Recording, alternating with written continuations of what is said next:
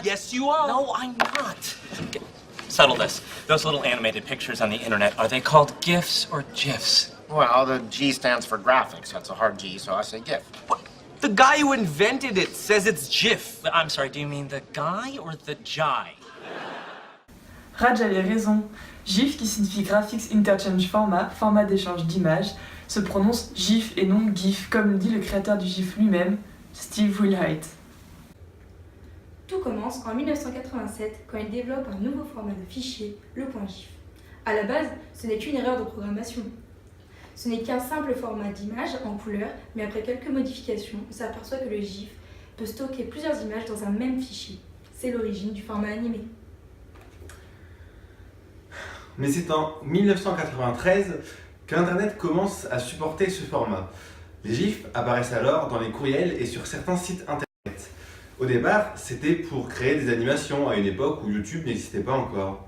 Avec MySpace, les GIFs vivent de belles heures de gloire à coups de glitters, de petits mots gentils et de belles comme la Peanut Butter Jelly Time.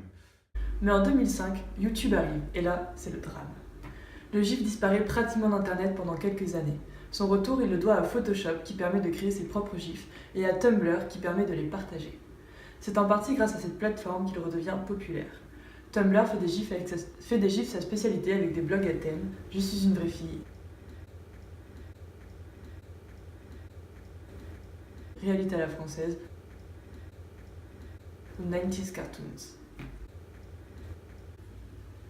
En 2012, le GIF est devenu si populaire qu'il devient le mot de l'année.